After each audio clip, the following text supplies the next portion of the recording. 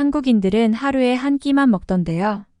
한국에는 가난한 사람들이 너무 많아서 굶어 죽는 사람이 많다고 느꼈습니다.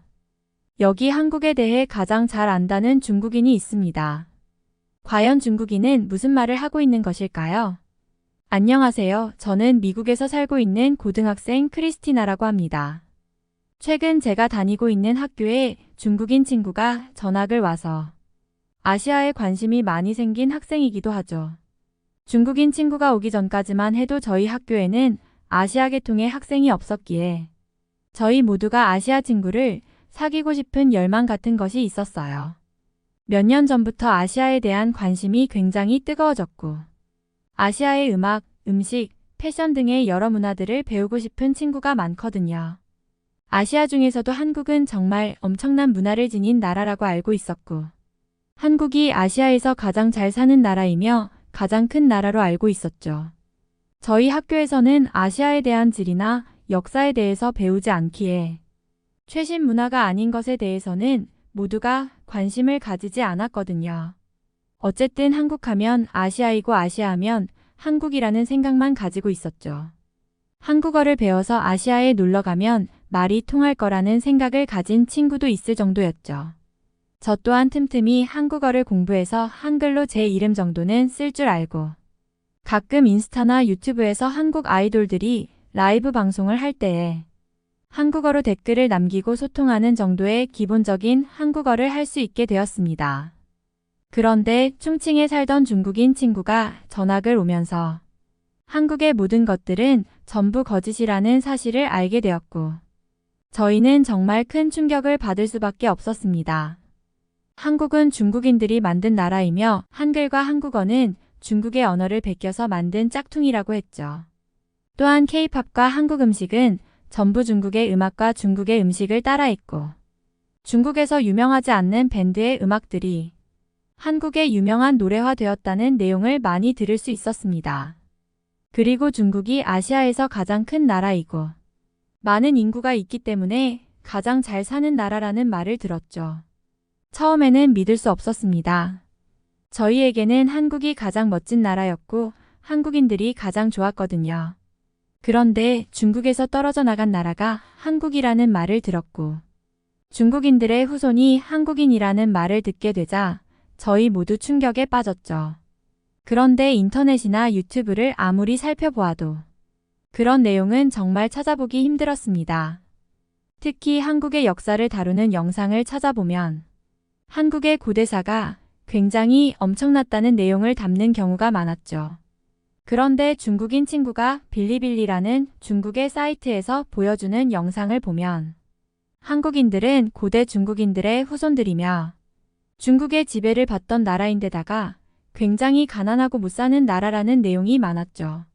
심지어 한국이 중국의 모든 것들을 베끼며 성장했는데 중국에게 고마워하지 않는다는 내용이 지배적이었습니다. 유튜브의 내용과 빌리빌리의 내용이 너무나 다르자 저희는 너무 이상하다고 생각했고 결국 역사 선생님께 여쭤보기로 했죠.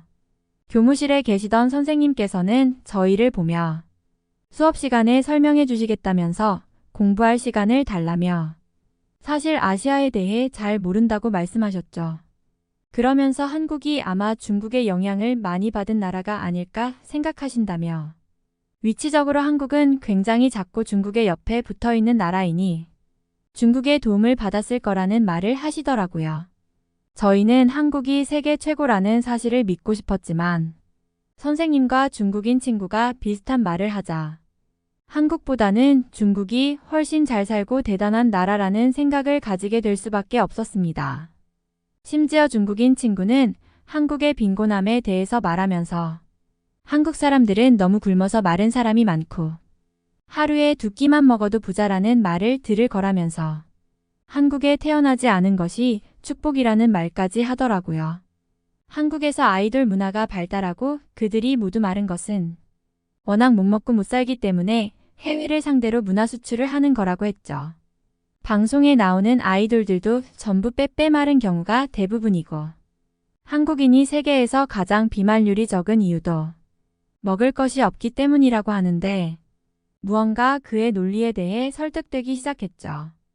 어쩐지 한국인 배우나 아이돌들은 전부 말랐었고 중국이라는 나라 옆에서 중국의 도움을 받으며 작게 위치하는 나라라는 사실을 정확히 알게 되었기에 가난한 나라라는 것이 납득이 되기 시작했죠. 며칠 뒤 역사 선생님께서 드디어 아시아에 대해 공부를 마치시고 수업 시간에 저희에게 준비한 내용을 발표하셨습니다. 선생님께서는 처음에 저희가 한국과 중국에 대해 듣고 혼란스러워했던 상황을 이해한다며 이야기를 시작하셨습니다. 그리고 저번에 교무실에서 말했던 것은 전부 자신의 실수라고 말씀하셨죠. 아시아에 대해서 공부해본 결과 중국과 한국은 전혀 다른 나라이고 한국은 중국의 영향을 이상하리만큼 받지 않았던 나라라고 정정하셨습니다. 그것은 한국이 세계에서 가장 특이한 나라라고 말할 수 있다면서요.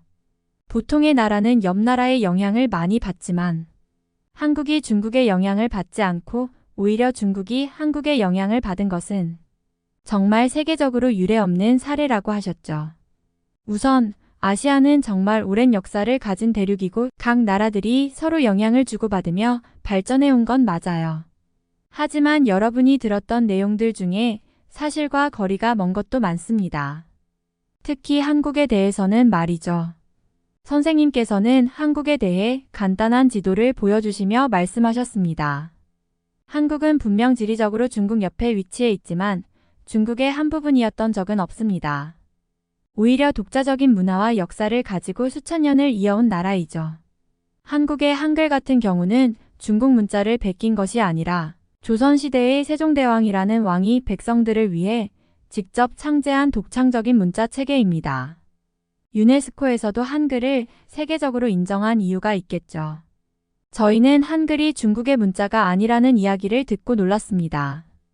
친구들이 속삭이듯 그럼 우리 중국인 친구가 한 얘기는 다 거짓말이었던 거야? 라고 묻기도 했죠. 선생님은 계속 말씀하셨습니다.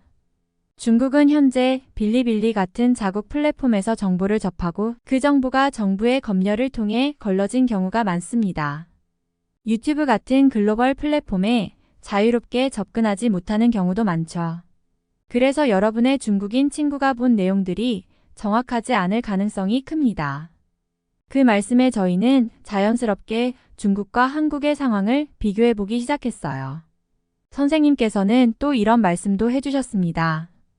중국은 물론 인구도 많고 역사도 길며 전 세계적으로 중요한 나라입니다.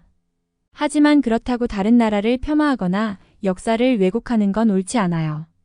한국은 경제, 문화, 기술에서 전 세계적으로 주목받는 나라로 특히 IT 기술과 문화 수출로 크게 성장한 나라입니다. 여러분이 좋아하는 K-POP도 한국의 독자적인 노력이 만든 결과물이지요. 마지막으로 선생님께서는 한국의 발전에 대해 이렇게 정리하셨습니다. 한국은 전쟁의 폐허에서 세계 경제 강국으로 도약한 그 자체로 대단한 나라입니다. 비록 중국의 영향을 받았던 시기도 있었겠지만 오늘날의 한국은 독립적이고 자랑스러운 역사를 가진 나라예요. 앞으로도 비판적인 시각으로 정보를 확인하고 각 나라의 문화를 있는 그대로 존중하길 바랍니다. 이 시간의 역사 수업 중에서 1시간의 수업이 끝난 뒤 저희는 친구들끼리 모여 이야기했습니다. 선생님의 설명을 듣고 나니 중국인 친구의 말이 그저 편향된 시각에서 나온 것이라는 걸 깨달았어요. 오히려 한국이 가난하다는 이야기나 중국의 도움으로 성장했다는 말은 근거 없는 편견임을 알게 되었죠. 그런데 중국인 친구는 선생님이 이상하다는 말을 하면서 화가 난 표정이더라고요. 저희들은 중국인 친구에게 잘못된 상식을 가지고 있는 것 같다며 선생님의 말씀이 맞는 것 같다는 말을 했지만 여전히 그는 자신의 주장을 놓지 못하는 듯 했습니다. 수업의 쉬는 시간이 끝나고 모두가 자리에 앉아 다시 수업이 시작되기를 기다리고 있었습니다. 그런데 갑자기 중국인 친구가 자리에서 벌떡 일어나더니 씩씩거리며 선생님을 향해 화를 내기 시작했습니다. 선생님, 아까 하신 말씀은 완전히 틀렸어요. 한국은 중국 역사에서 작은 일부일 뿐이고 한국이 독립적이었다는 말은 다 거짓말이에요. 한국의 한글도 음식도 음악도 모두 중국에서 훔쳐간 것들이에요. 심지어 고구려도 중국의 지방이었고 한국은 중국이 없었다면 아예 존재할 수도 없는 나라였어요. 왜 그런 걸 말하지 않으세요? 교실은 순간 조용해졌습니다. 모두가 이 상황을 어떻게 받아들여야 할지 몰라 어색한 분위기만 감돌았죠. 선생님께서는 잠시 친구의 말을 차분히 들으시더니 굳은 표정으로 대답하셨습니다. 내가 그렇게 생각할 수 있다는 건 이해한다. 내가 자라온 환경에서는 그렇게 배웠을지도 모르니까. 하지만 지금은 객관적인 자료를 가지고 이야기해야 해. 한국이 중국의 일부라는 주장은 역사학자들 사이에서도 근거가 없는 이야기야. 오히려 한국은 고유의 문화를 지키며 중국의 압박 속에서도 독립성을 유지해온 나라였어. 선생님은 교탁에 놓아두었던 한 권의 책을 들어 올리며 말씀을 이어가셨습니다. 이 책은 한국의 독립운동과 관련된 기록인데 일본의 식민 지배를 받던 시절에도 한국인들은 스스로 독립을 위해 싸웠어. 그들은 중국이나 다른 나라에 의존하지 않고 스스로의 힘으로 나라를 지키려고 했지. 그리고 20세기 후반에 한국은 전쟁의 잿더미에서 세계적인 경제 강국으로 성장했어. 세계가 주목하는 IT 기술과 K-POP는 그 노력의 결실이야. 중국인 친구는 여전히 흥분을 가라앉히지 못한 채 그런 건 다 한국이 중국 문화를 베껴서 만들어낸 거라고요. 중국이 없었으면 그런 발전도 없었을 거예요. 라고 소리쳤습니다. 그러자 선생님은 미소를 띠며 이렇게 말씀하셨습니다. 그럼 중국은 왜 한국처럼 발전하지 못했을까? 한국은 자원도 적고 땅도 좁고 인구도 적지만 그럼에도 불구하고 세계적인 경제 강국이 됐어. 이런 나라를 두고 단순히 중국의 영향을 받았다고만 말하는 건 오히려 한국을 과소평가하는 거야. 한국은 민주주의와 창의성을 바탕으로 국민들이 모두 열심히 노력하며 이루어낸 나라야. 이런 점에서 전 세계 많은 나라들이 한국을 본받고 싶어 해. 선생님은 점점 더 열정적으로 말씀하시기 시작했습니다. 그리고 한글은 인류 역사상 가장 과학적인 문자로 평가받아 유네스코에서도 찬사를 받은 문자야. 세종대왕이 백성들을 위해 쉽게 배울 수 있도록 만든 완전히 독창적인 작품이지. 반면에 중국의 문자는 배우기 어렵고 시간이 오래 걸려서 문맹률을 낮추는데 큰 어려움을 겪었어. 이 점만 봐도 한국의 문자가 얼마나 위대한지 알 수 있지 않니? 교실은 점점 선생님의 말에 빠져들었고 몇몇 학생들은 작은 박수를 치기도 했습니다. 그러나 중국인 친구는 여전히 고개를 저으며 자리에 앉지 않았습니다. 그렇게 말해도 저는 중국이 더 대단한 나라라고 생각해요. 중국은 전 세계에서 가장 큰 나라고 모든 문명의 중심이었어요. 라고 친구는 항의했습니다. 그리고 중국 학생은 정말 심각한 말을 하더라고요. 한국인들은 중국에서 한국말을 하려 하는데 그게 너무 싫습니다. 한국인은 중국의 소수민족이 독립했던 나라인데도 중국어를 배우려 하지 않잖아요. 선생님은 고개를 끄덕이며 말했습니다.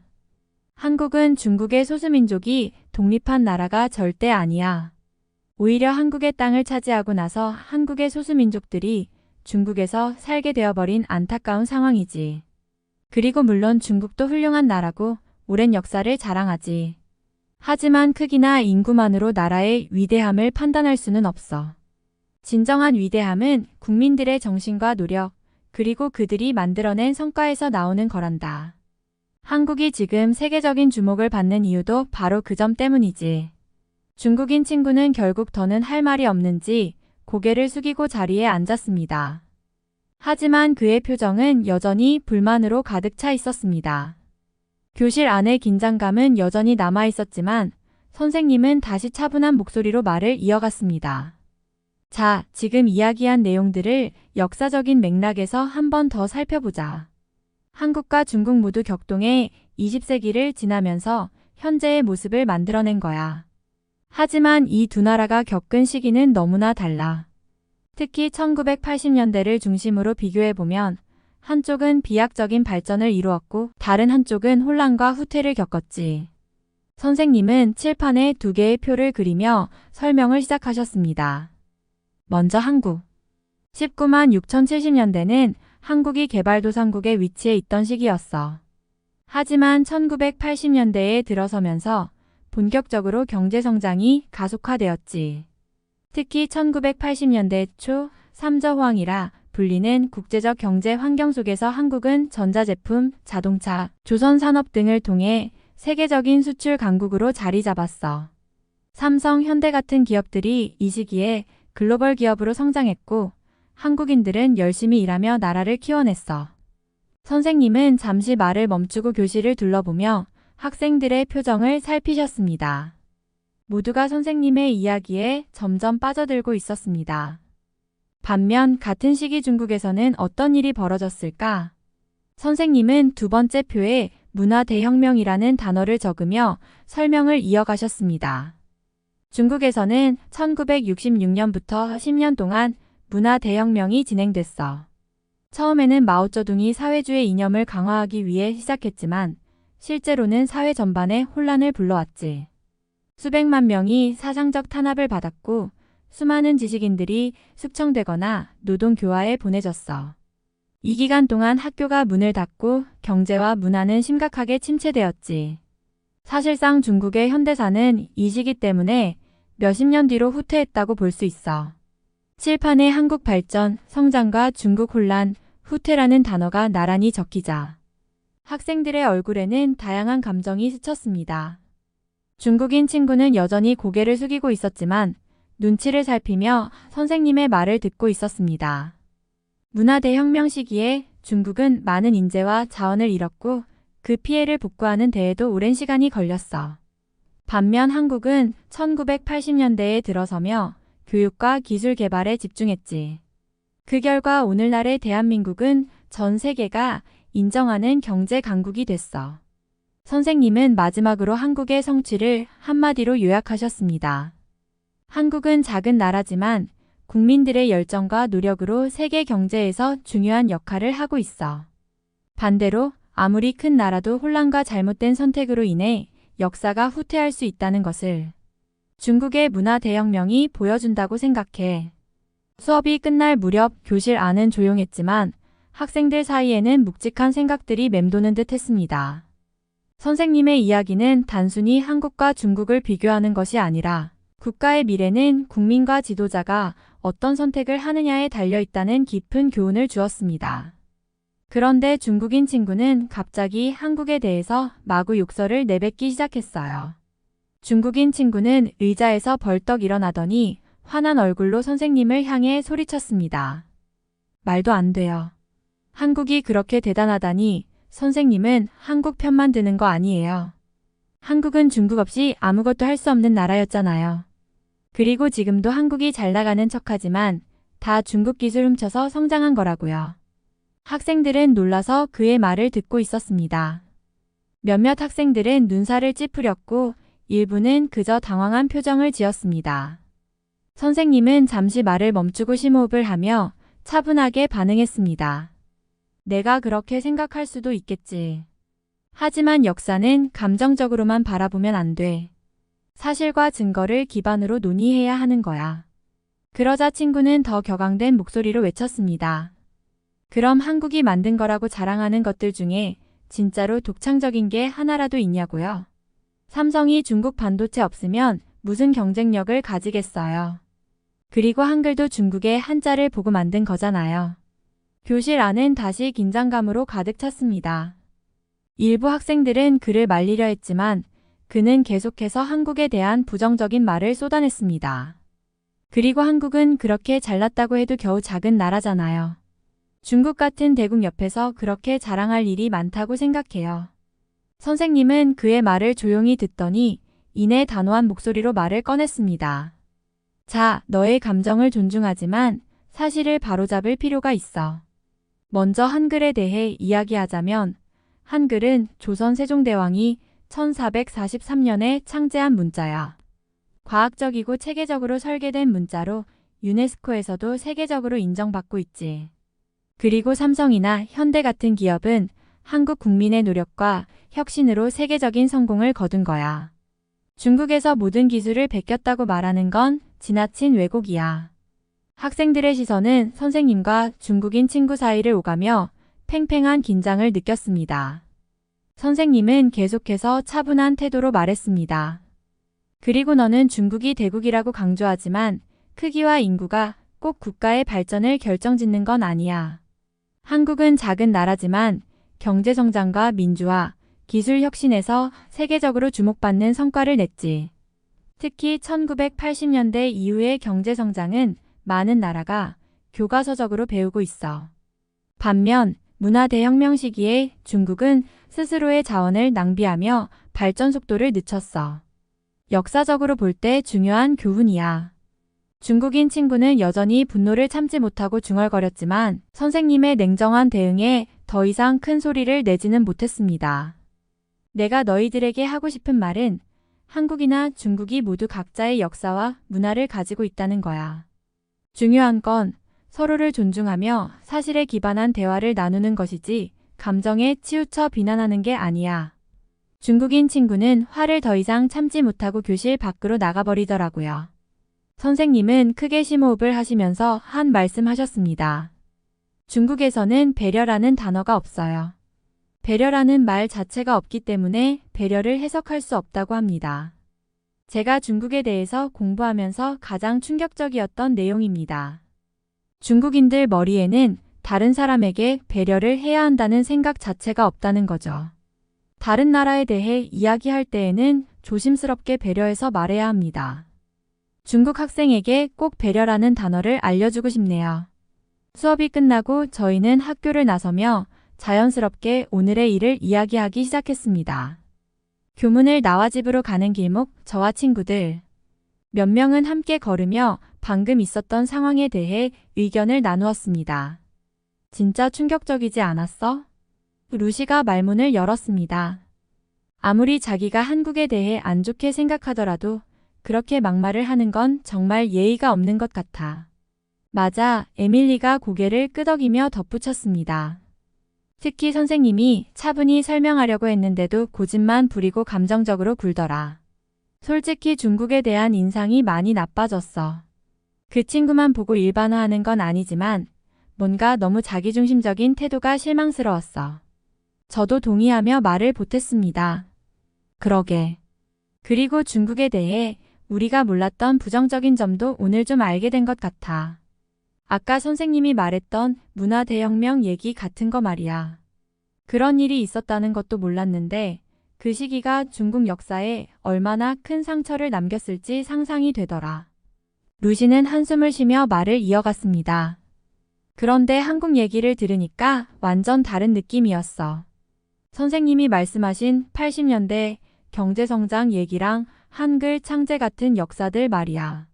정말 대단하지 않아? 그 조그만 나라가 스스로 그렇게 강해졌다는 게 믿기지 않더라. 맞아. 나 사실 한국에 대해 별로 깊이 생각해 본 적 없었는데 오늘 얘기를 들으면서 더 궁금해졌어. 여행 한번 가보고 싶지 않아? 에밀리가 활짝 웃으며 우리를 바라봤습니다. 완전 가고 싶지. 제가 들뜬 목소리로 답했습니다. 특히 그 역사적인 장소들 말이야. 선생님이 말한 경복궁 같은데 가보고 싶고 한글 창제와 관련된 집현전 얘기도 흥미로웠어. 그리고 솔직히 K-팝 공연도 꼭 보고 싶어. 모두 웃음을 터뜨렸습니다. 에밀리가 갑자기 휴대폰을 꺼내들며 말했습니다. 그러면 우리 진짜로 여행 계획 세워보자. 여름 방학 때 한국 가는 거 어때? 요즘 항공권도 그렇게 비싸지 않은 것 같던데. 좋아. 나도 한번 검색해 볼게. 루시는 적극적으로 나섰고 우리는 잠깐 발걸음을 멈춰 각자 휴대폰으로 정보를 찾아보기 시작했습니다. 근데 루시가 말을 이었습니다. 한국은 이렇게 매력적인데 오늘 중국 친구 때문에 중국에 대한 내 이미지는 완전 나빠졌어. 물론 그 친구 개인적인 태도 때문이겠지만 뭔가 중국 자체가 너무 강압적이고 자기중심적인 나라처럼 느껴지더라. 나도 그래. 제가 동의했습니다. 특히 선생님이 빌리빌리 얘기하신 거 기억나? 중국 정부가 유튜브 같은 사이트를 검열해서 자국민들은 못 보게 하고 자기들만의 플랫폼을 강요한다는 게 좀 무섭게 느껴졌어. 그 친구가 한국에 대해 들은 잘못된 정보들도 다 그런 시스템 때문인 것 같고. 그런 점에서 한국은 정말 자유롭고 스스로 발전해온 나라라는 게 더 대단하게 느껴져. 에밀리가 말했습니다. 나도 이번 여행은 한국으로 꼭 가보고 싶어. 중국은 이제 생각도 안 나. 우리는 그렇게 한국 여행에 대한 설렘과 중국에 대한 실망감을 나누며 각자의 집으로 향했습니다. 마음 한편으로는 중국인 친구가 자신의 태도에 대해 조금이라도 반성하기를 바라는 마음도 있었습니다. 하지만 그와 별개로 우리는 한국이라는 나라를 직접 경험해 보겠다는 결심에 들떠 있었습니다. 다음 날 아침, 우리는 평소처럼 학교에 도착했지만 뭔가 이상하다는 것을 느꼈습니다. 중국인 친구가 교실에 나타나지 않았기 때문이었죠. 평소라면 짧은 인사도 없이 자신의 자리로 무뚝뚝하게 걸어가던 모습이 익숙했는데 오늘은 텅 빈 책상만 보일 뿐이었습니다. 혹시 오늘 결석했나? 에밀리가 조용히 물었습니다. 글쎄, 루시가 주변을 둘러보며 대답했습니다. 몸이 아픈 걸까? 아니면 어제 일 때문에 좀 기분이 나빠서 안 온 걸 수도 있고. 그러다 쉬는 시간에 놀라운 소식을 들었습니다. 중국인 친구가 전학을 갔다는 것이었죠. 진짜야? 전학 갔다고? 제가 놀라며 물었습니다. 응, 방금 교무실에서 들었어. 루시가 고개를 끄덕이며 대답했습니다. 아침에 학부모님이 와서 서류 처리하고 떠났대. 선생님도 갑작스러운 일이었다고 하시더라. 우리 모두 놀라움과 혼란에 빠졌습니다. 어제 수업 중 있었던 일이 떠올랐고 어쩌면 그 일이 전학의 계기가 되었을 거라는 생각이 들었죠. 뭐야, 그럼 그냥 도망친 거야? 에밀리가 고개를 절레절레 흔들며 말했습니다. 어제 자기 말이 맞다고 그렇게 목소리 높이더니 결국 진지한 대화는 피하고 떠난 거네. 진짜 비겁하다. 제가 한숨을 쉬며 말했습니다. 물론 우리가 어제 좀 강하게 반박한 건 사실이지만 그래도 제대로 소통해 보려는 노력은 해볼 수 있었잖아. 그런데 이렇게 떠나버리는 건 너무 무책임한 것 같아. 루시는 조심스럽게 덧붙였습니다. 어쩌면 우리도 너무 몰아붙였던 건 아닐까? 하지만 솔직히 말해서 그 친구가 계속 그렇게 왜곡된 얘기를 퍼뜨리는 걸 그냥 놔둘 수는 없었어. 선생님도 진실을 말하려고 하신 거였고. 맞아, 우리가 잘못한 건 없어. 에밀리가 단호하게 말했습니다. 한국이든 중국이든 중요한 건 서로를 존중하면서 사실에 기반한 대화를 나누는 거잖아. 그런데 그 친구는 자기 주장만 고집하다가 결국 도망친 거지. 그건 어른스럽지 못한 행동이야. 그날 이후로 우리는 그 친구에 대해 더 이상 이야기하지 않기로 했습니다. 대신 한국에 대한 여행 계획에 더욱 집중하기로 했습니다. 한국의 역사와 문화를 제대로 배우고 직접 경험하면서 어제의 논쟁이 우리의 편견을 깨뜨리고 성장할 수 있는 계기가 되었기를 바랐습니다. 하지만 한 가지는 분명했죠. 한국과 중국에 대한 우리의 인식은 크게 달라졌고 적어도 우리는 앞으로도 사실과 존중을 기반으로 타문화를 대하겠다는 다짐을 했습니다. 구글이 아직도 한국을 정복하지 못하는 이유가 뭔가요? 전 세계 사용자는 전부 구글을 쓰는데 왜 한국만 안 쓰는 거죠? 여기 구글의 한국 점유율이 낮다며 이상하게 생각하는 IT 전문가가 있습니다.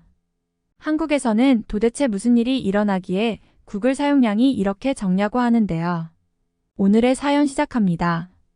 안녕하세요. 저는 실리콘밸리에서 일하는 IT 전문가 제이슨입니다. 어렸을 때부터 컴퓨터와 기술에 관심이 많았던 저는 고등학교 때 첫 코딩 수업을 듣고 IT 분야에 본격적으로 매료되었습니다. 복잡한 문제를 해결하고 세상을 바꿀 수 있는 잠재력을 가진 기술이라는 점이 매력적이었죠. 이후 대학에서 컴퓨터공학을 전공하고 졸업 후 몇몇 스타트업에서 경험을 쌓으면서 점점 기술 전문가로 성장했습니다. 지금은 글로벌 IT 기업인 테크노스피어에서 근무하고 있습니다. 저희 회사는 전 세계적으로 클라우드 솔루션과 검색 엔진 기술을 선도하는 기업으로 저는 여기에서 검색 알고리즘 최적화를 담당하는 팀을 이끌고 있습니다. 제 역할은 각 지역의 사용자 패턴과 니즈를 분석해 검색 경험을 최적화하는 것이죠. 회사에서 한국에 가게 된 계기는 단순했습니다. 한국 시장은 IT 업계에서 독특한 곳으로 유명합니다. 전 세계적으로 구글이 강력한 영향력을 행사하고 있지만 한국에서는 네이버와 다음 같은 로컬 플랫폼이 여전히 강세를 보이고 있습니다. 회사는 한국 시장을 더 깊이 이해하고 한국 사용자들이 왜 구글보다 로컬 플랫폼을 선호하는지 직접 확인해 보길 원했습니다. 그래서 한국시장 조사 프로젝트의 리더로 제가 선발된 거죠. 솔직히 말해서 한국시장은 정말 독특합니다. 이 말은 제가 회사의 임원진 앞에서 처음 한국시장 조사 프로젝트에 대해 설명하던 날 꺼냈던 첫 문장이었어요. 회의실 안에 있던 사람들 대부분이 고개를 갸우뚱하며 제 말을 듣고 있었습니다. 한국이요? 전 세계적으로 구글이 지배적인데 거긴 왜 우리 점유율이 낮은 거죠? 한 임원이 궁금한 듯 물었죠. 저도 바로 그 점이 궁금했습니다. 한국은 세계 최고 수준의 인터넷 인프라와 스마트폰 보급률을 자랑하는 나라입니다. 그런데도 검색 시장에서는 네이버와 다음 같은 로컬 플랫폼이 독보적이라니 이건 정말 분석해볼 가치가 있었습니다. 네이버라는 검색 엔진이 있던데 구글보다 낫다는 건가요? 다른 동료가 조심스럽게 물었습니다. 그게 바로 우리가 알아봐야 할 부분입니다. 저는 미소를 지으며 이어갔습니다. 사용자 습관, 문화적 선호도, 그리고 기술적 차별화 요소 등 모든 것을 철저히 분석할 겁니다. 한국 시장을 이해하면 다른 아시아 시장에도 큰 교훈을 얻을 수 있을 거예요.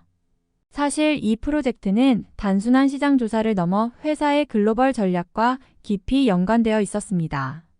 테크노스피어는 북미와 유럽에서는 확고한 입지를 다졌지만 아시아 시장에서는 여전히 성장의 여지가 많습니다. 특히 한국은 IT 혁신의 중심지로 여기서의 교훈은 일본, 동남아, 심지어 인도 시장에서도 큰 도움이 될 거라는 점이 회사의 판단이었죠. 제이슨, 그렇다면 프로젝트 리더는 누가 되나요? 임원진 중 한 명이 묻자 모두의 시선이 제게 쏠렸습니다. 저입니다. 제가 자신 있게 대답했습니다.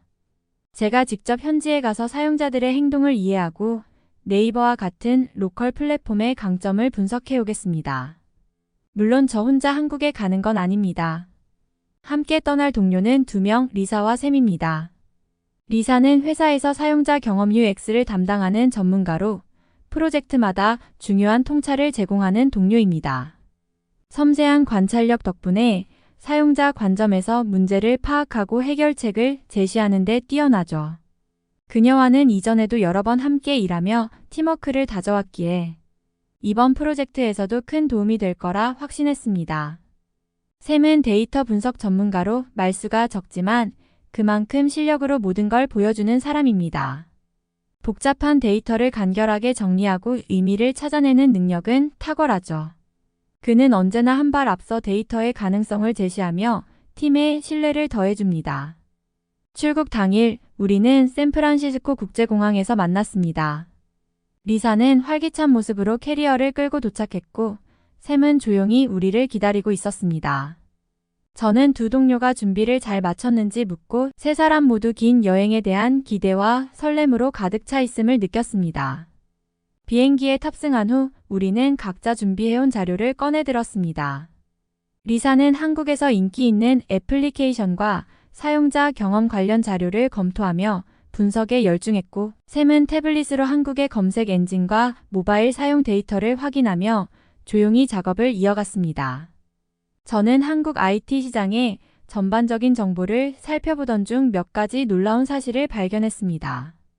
한국은 세계에서 인터넷 속도가 가장 빠른 나라 중 하나로 평균 속도가 미국보다 훨씬 높았습니다. 스마트폰 보급률도 90%를 넘어서고 모바일 검색 사용 비율 역시 세계 최고 수준에 가까웠습니다. 그 사실들을 정리하면서 한국이 단순히 로컬 플랫폼을 선호하는 수준이 아니라 기술적으로도 세계적인 수준을 유지하고 있다는 점에 놀라지 않을 수 없었습니다. 리사와 샘 역시 제 자료를 공유받으며 한국의 IT 환경이 얼마나 독특하고 경쟁력 있는지 실감하는 모습이었습니다. 장시간의 비행 동안 우리는 한국이라는 시장의 잠재력과 도전 과제에 대해 이야기 나눴습니다. 모두 한국 사용자들이 가진 까다로운 기준과 독특한 사용 습관을 더 깊이 이해할 필요가 있음을 깨달았습니다. 비행기가 인천공항에 착륙하기 직전 우리는 이번 프로젝트가 단순한 시장 조사 이상이 될 것이라는 생각에 기대와 긴장감을 느꼈습니다. 비행기는 부드럽게 인천공항에 착륙했고 우리는 곧바로 한국에서의 첫 발을 내디뎠습니다. 입국 심사를 마치고 공항 내부로 들어서자마자 세 사람 모두 눈을 크게 뜨고 주변을 둘러보았습니다. 인천공항은 단순히 크기뿐만 아니라 설계와 기술 면에서 압도적이었습니다. 공항이 정말 거대하네요. 공항이라기보다 초현대적인 도시 같아요. 리사가 감탄하며 말했습니다. 샘도 고개를 끄덕이며 천장에 독특한 구조물과 곳곳에 배치된 첨단 안내 시스템을 눈여겨보고 있었습니다. 저는 내심 미국 공항의 혼잡함과 낡은 시설이 떠올라 약간 민망하기까지 했습니다. 우리가 지하철로 이동하기 위해 공항철도역으로 향하던 중 모든 것이 얼마나 체계적이고 깨끗한지에 다시 한번 놀랐습니다. 전광판에는 열차의 도착 시간이 정확히 표시되고 플랫폼 곳곳에는 짐을 운반하기 쉬운 엘리베이터와 에스컬레이터가 잘 배치되어 있었습니다. 지하철에 올라타자마자 차내의 상태가 우리가 예상했던 것과 완전히 달랐습니다. 미국에서는 지하철 하면 흔히 오래되고 낡은 시설, 퀴퀴한 냄새, 그리고 가끔 보이는 쥐 같은 것들을 떠올리게 됩니다. 그러나 한국의 지하철은 모든 면에서 완벽하게 정돈되어 있었습니다. 좌석마다 청결함이 느껴졌고 차내 공기도 쾌적했습니다. 공기청정기가 작동 중이라는 안내문까지 보며 이런 세심함이 과연 현실일까 싶을 정도였습니다. 무엇보다 놀라웠던 것은 무료로 제공되는 초고속 인터넷이었습니다. 샘이 그 자리에서 태블릿을 연결하더니 데이터를 확인하며 말했습니다. 이 정도 속도면 그냥 사무실에 앉아 있는 것 같네요. 미국에서는 지하철에서 이런 걸 상상도 못하죠. 인터넷은 고사하고 통신이 아예 끊길 때가 많으니까요.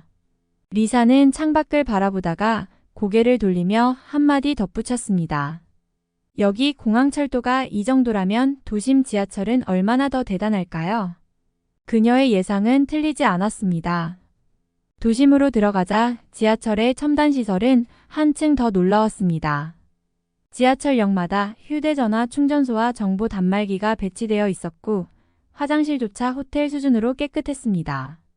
차내에는 노약자석뿐만 아니라 유모차와 휠체어를 위한 공간도 충분히 확보되어 있었으며 심지어 역 안에서 미세먼지 수치를 실시간으로 보여주는 디스플레이까지 있었습니다. 그 순간 우리는 모두 미국 지하철과의 차이를 실감하며 각자의 생각에 잠겼습니다. 제가 처음 이 프로젝트를 맡았을 때 한국에 대해 조금은 편견을 가지고 있었던 것이 부끄러워졌습니다. 한국 지하철이 미국보다 상태가 나쁠 것이라고 막연히 생각했지만 지금 보니 두 나라의 차이는 비교 자체가 불가능하다는 것을 깨닫게 되었습니다.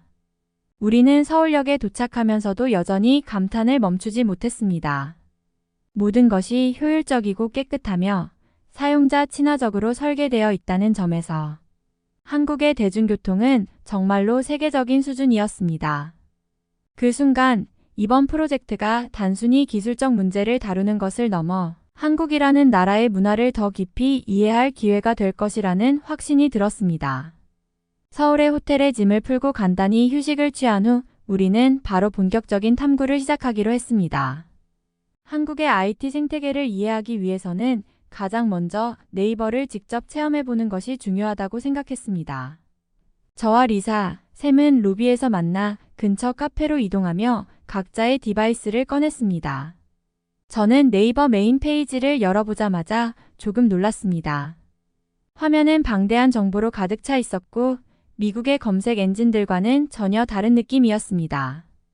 뉴스, 쇼핑, 동영상, 블로그, 그리고 다양한 실시간 검색어가 화면 상단과 측면에 빼곡히 배치되어 있었습니다.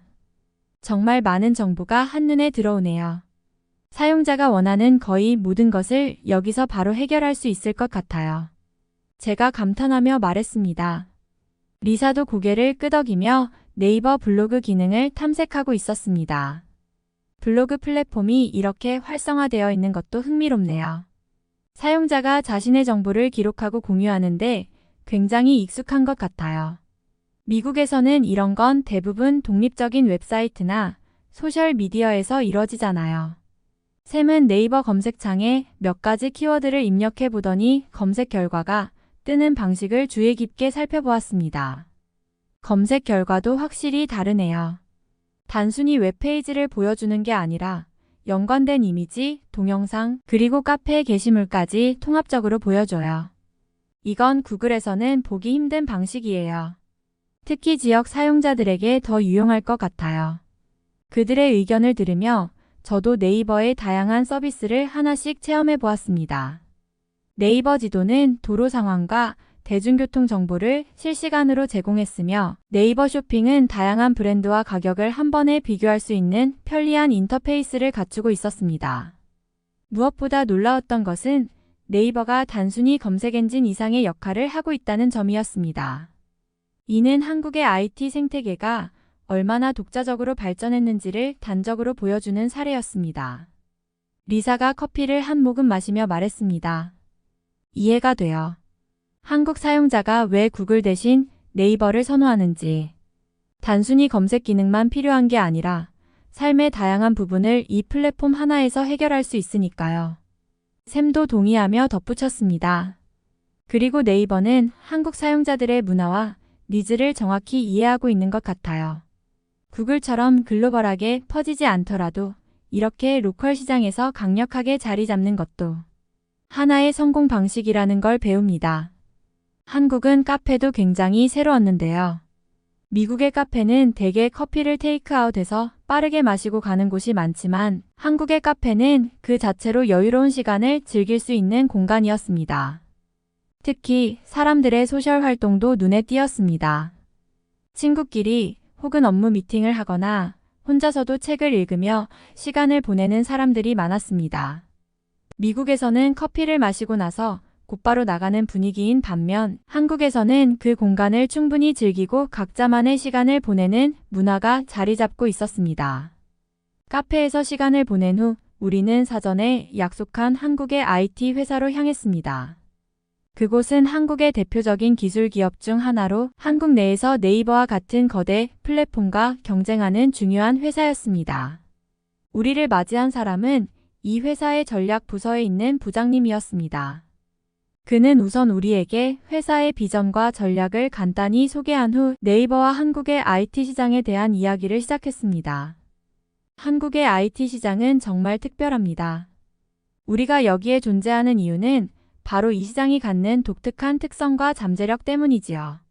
특히 네이버, 카카오, 삼성 등과 같은 거대 기업들이 지배하고 있지만 아직도 많은 기회가 존재합니다. 부장님은 진지한 표정으로 말을 이어갔습니다. 그러던 중 부장님이 던진 한마디가 우리의 생각을 완전히 바꿔놓았습니다. 사실 네이버는 이제 일본 시장을 이미 점유하고 있다는 사실 알고 계셨나요? 저와 리사, 샘은 모두 놀라서 서로를 바라보았습니다.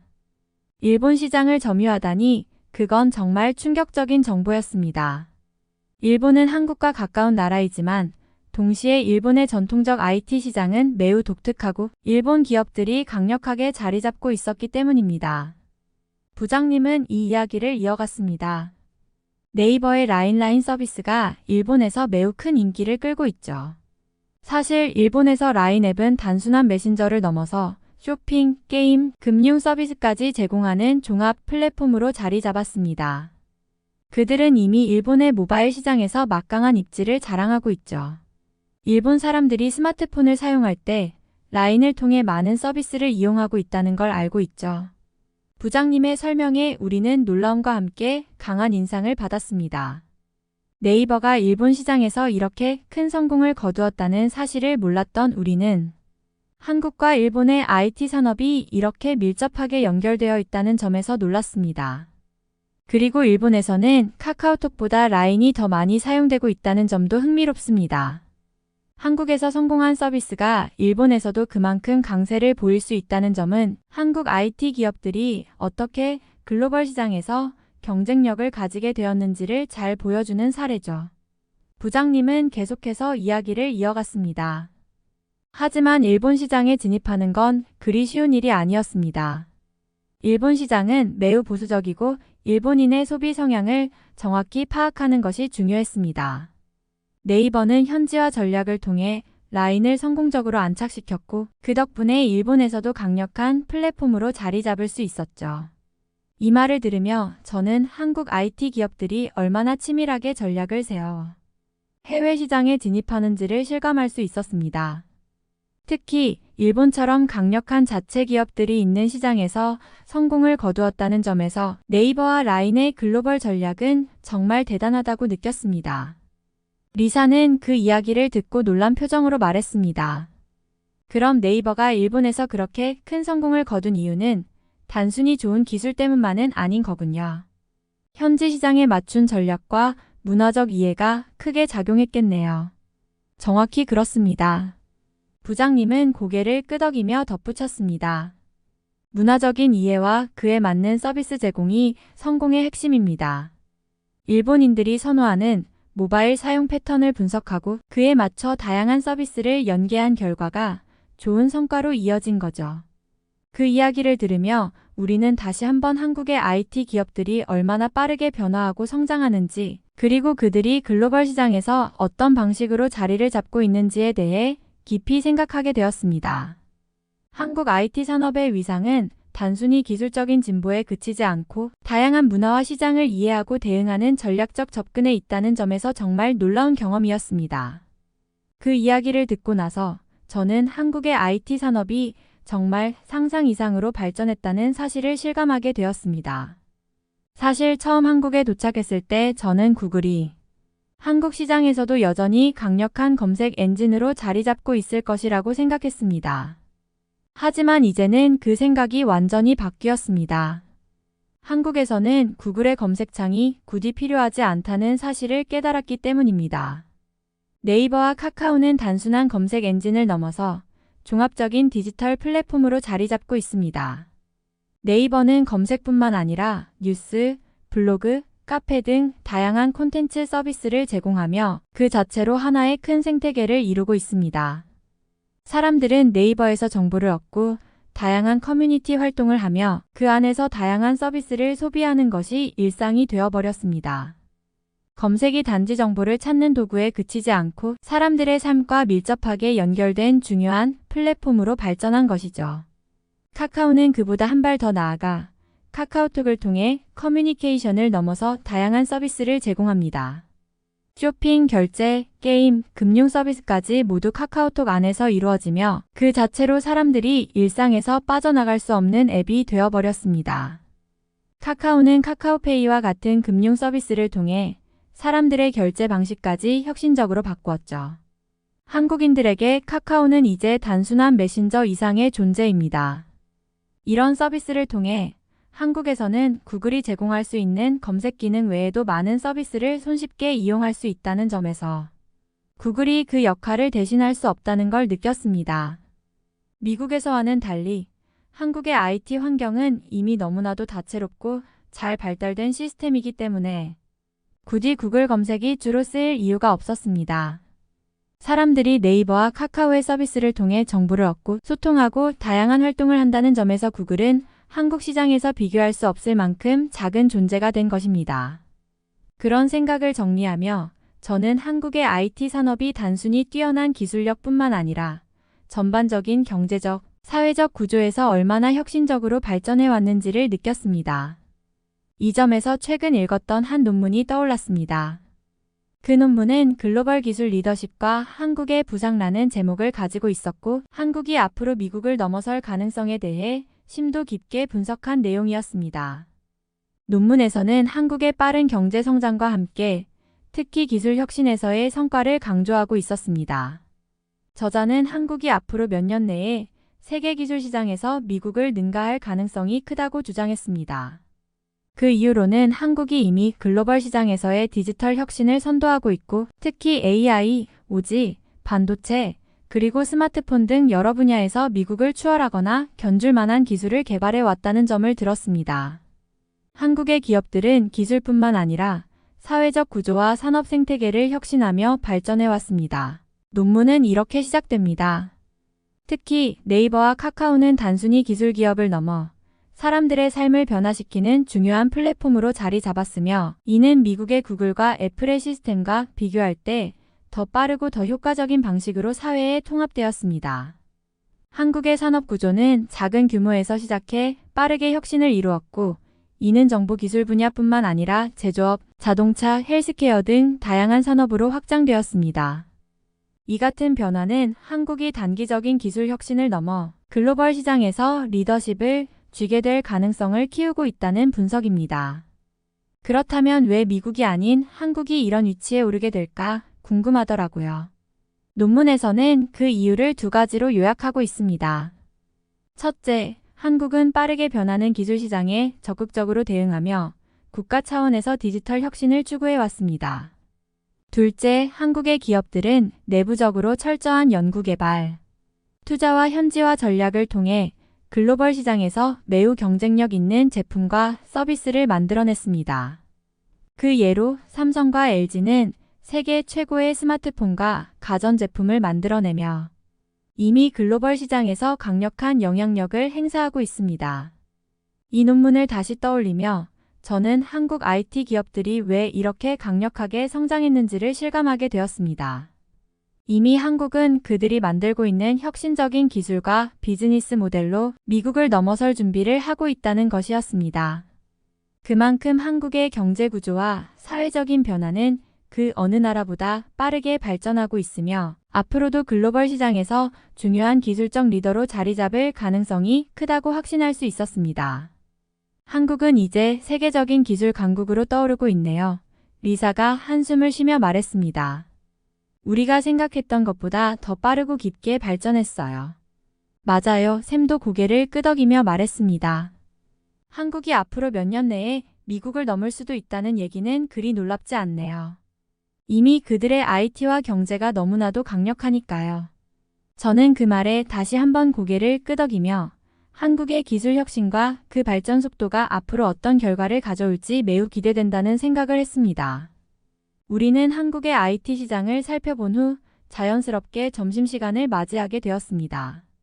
저는 리사와 샘에게 한국의 맛있는 음식을 추천하고 싶어서 근처에 인기 있는 한식당으로 데려갔습니다. 한국의 음식은 그 어떤 나라와도 비교할 수 없는 깊은 맛을 자랑한다고 들었기 때문에 저는 기대감에 차 있었습니다.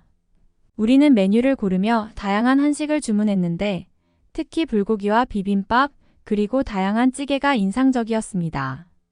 한국 음식의 깊은 맛과 조화로운 풍미는 정말 특별했죠. 한 입 먹을 때마다 그 맛이 퍼지며 한국이 왜 이렇게 음식 문화가 발전했는지를 실감할 수 있었습니다. 또한 음식점 분위기나 서비스 역시 매우 친절하고 효율적이었는데 이는 그들의 서비스 문화가 얼마나 고도화되었는지를 보여주는 부분이었습니다. 우리는 식사를 마친 후 길을 걸으며 한국에서 생활하는 유럽인 몇 명에게 직접 네이버에 대해 물어보기로 했습니다. 서울의 번화가에 위치한 카페에서 만난 한 유럽인, 마르크는 네이버에 대해 어느 정도 알고 있었습니다. 네이버? 물론 알죠. 한국에 오기 전에 네이버에 대해 들었어요. 하지만 여기서 직접 사용해 보니까 정말 많은 서비스들이 다 네이버에 연결되어 있더라고요. 심지어 택시 예약이나 영화 예매까지 네이버를 통해 하더라고요. 처음엔 좀 놀랐어요. 또 다른 유럽인인 클라라는 네이버에 대해 이렇게 말했습니다. 제가 여기 처음 왔을 때는 구글을 쓰려 했는데 한국에서 구글은 네이버만큼 직관적이지 않다고 느꼈어요. 네이버의 검색 결과도 훨씬 한국적이었고 쇼핑이나 뉴스에서 제공하는 정보도 매우 유용했죠. 저는 그들의 이야기를 들으며 네이버가 한국에서 얼마나 생활에 밀접하게 연관되어 있는지를 다시 한번 실감할 수 있었습니다. 네, 바로 그거예요. 네이버는 한국 사람들에게 단순한 검색 엔진이 아니라 일상 속에서 계속해서 사용되는 다양한 서비스들이 결합된 플랫폼입니다. 그래서 한국에서는 네이버가 구글을 넘어서는 중요한 역할을 하죠. 그렇게 한국에서 생활하는 유럽인들과 이야기를 나누며 한국의 IT 환경이 얼마나 독특하고 발전해 왔는지를 새삼 느꼈습니다. 한국 사람들은 네이버를 통해 빠르고 효율적으로 다양한 서비스를 이용하고 그 플랫폼 안에서의 경험이 얼마나 깊이 자리 잡고 있는지를 실감할 수 있었습니다. 그만큼 한국의 IT 산업은 앞으로도 글로벌 시장에서 중요한 기술적 리더로 자리 잡을 가능성이 크다는 생각이 들었습니다. 한국에서의 경험을 통해 저는 한국이 앞으로 더 무궁무진하게 발전할 나라임을 확신하게 되었습니다. 기술적인 혁신, 빠른 속도의 사회적 변화, 그리고 글로벌 시장에서의 영향력을 고려할 때 한국은 단순히 아시아의 강국을 넘어 세계적인 기술 강국으로 자리 잡을 가능성이 큽니다. 그리고 이를 직접 체험하면서 저희 회사도 이 시장을 제대로 이해하고 잡기 위해 더 많은 노력을 해야겠다고 생각했습니다. 리사와 샘도 제 생각에 동의하며 말했습니다. 한국 시장은 정말 특별하죠. 구글이나 다른 글로벌 기업들조차 한국에서 경쟁하기 어려운 이유가 바로 네이버와 같은 로컬 플랫폼의 강력한 힘 때문이에요. 그렇다면 우리도 이런 로컬 시장에 더 맞춘 전략이 필요할 것 같아요. 샘은 이어서 말했습니다. 네, 그리고 한국의 사용자들이 기술에 대해 가지는 기대치가 매우 높다는 것도 큰 도전이 될 거예요. 우리가 개발하는 서비스들이 그 기대를 충족시킬 수 있어야 할 것 같아요. 그들의 말을 들으며 저는 앞으로 한국 시장에 대해 더 깊이 이해하고 그에 맞춘 전략을 세워야 한다는 중요한 깨달음을 얻었습니다. 단순히 한국 시장에 진입하는 것만으로는 부족합니다. 그 시장에서 성공하기 위해서는 현지화된 전략, 사용자들의 니즈를 충족시킬 수 있는 서비스, 그리고 지속적인 혁신이 필수적이죠. 저희 회사가 한국 시장을 제대로 장악하려면 네이버와 같은 로컬 플랫폼을 고려한 맞춤형 전략을 세우고 한국 사용자들이 좋아할 수 있는 독특한 서비스를 제공해야 한다는 점을 다시 한번 깨달았습니다. 이 경험을 통해 저와 제 팀은 한국 시장을 진지하게 연구하고 그 안에서 더 큰 기회를 찾기 위해 앞으로도 계속 노력할 것입니다. 이번 사연은 여기서 마무리하도록 하겠습니다. 끝까지 시청해주셔서 감사드립니다. 좋아요와 구독은 영상 제작에 큰 힘이 됩니다. 꼭 한 번씩만 눌러주세요. 감사합니다.